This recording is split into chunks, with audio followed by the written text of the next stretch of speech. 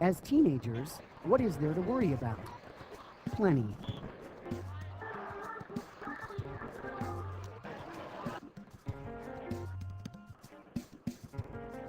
I have a lot of friends that are worried about terrorism and violence. Peer pressure, drugs, alcohol. I think there's more competition nowadays to go to like the best college, to make the best SAT score, since like everybody's trying to be the best. I've been running from practice to practice, and schoolwork and sleep and everything, so it's a lot of pressure out there. I expect myself to do well, and then my parents know that I'm smart, so they expect me to do well too. Everybody expects something of you, and it's hard to live up to everybody else's standards. You want to be like better than everybody else, or I know I do. I want to be like on top of the pile. Sometimes I feel like I have so much stress on me, and at this age, I should be like enjoying myself, but sometimes I don't feel like I'm enjoying life as I should be. Actually, what's happening with these kids is that they don't think they're good enough.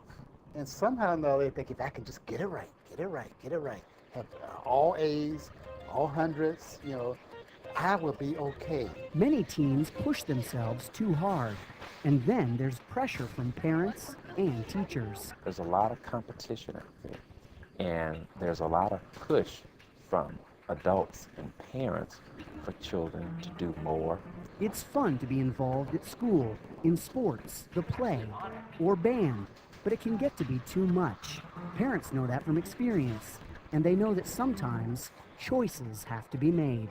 You gotta do what you can and let the rest go. It's a tough lesson though. It's a hard thing to learn.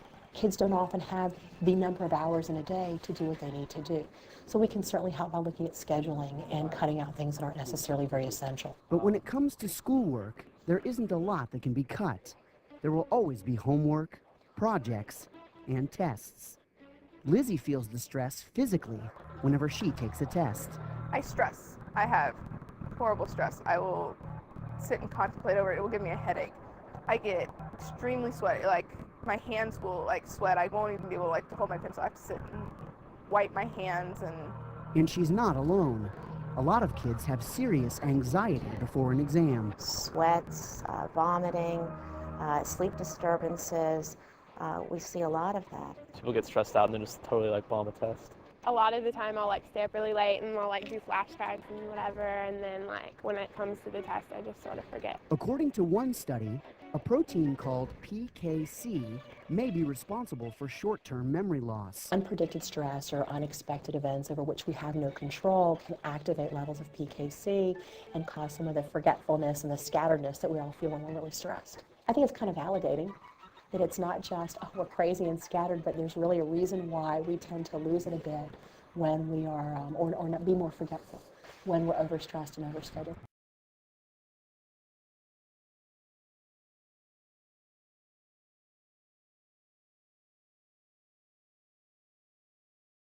My dad doesn't even know I have a MySpace because if he did, he'd flip. My number was on Facebook, and I shouldn't have put my number on Facebook. Putting it all over the internet, they know that somebody is going to see it. That's how you're going to create more friends that way, by putting all your common interests up there.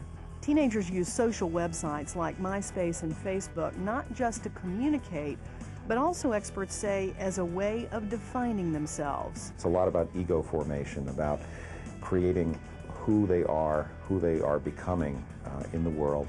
And there are a lot of ways where the internet can do that in a way that's healthy, but there can be very unhealthy ways, and that's what kids have to be really, really cautious about. Cautious about posting personal information online or embarrassing snapshots taken at a party. If I put this out there, everyone in the world can see this. Potentially every single person on the planet can see that. You never know who's looking at your stuff and what creeps are out there. Experts say the best way for parents to keep creeps away is to pay close attention to what your kids are doing on the internet. Monitor where they go, whom they talk to, how much time they spend online, and don't be distracted by arguments like this. I don't know, parents are just overly cautious and think they know everything and they don't. I think the time of complete and total privacy, this thing about, well, kids need their privacy, I think is bogus. Put the spyware on the computer and you ask them who they're talking to when they're on the computer. And parents are going to get flack back from their kids, absolutely.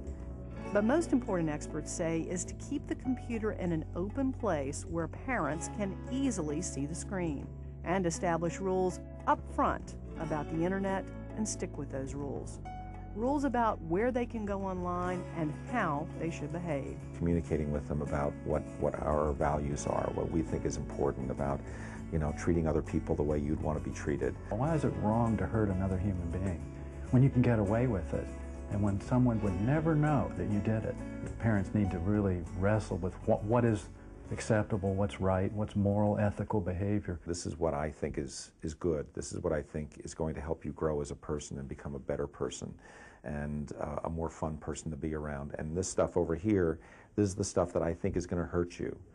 That does make an impression on kids, even when they become teenagers, even if they don't want to admit it. It really does make an impression to hear that from your parents. Parents, when it comes to the internet, no one else will keep our kids safe. No one else can.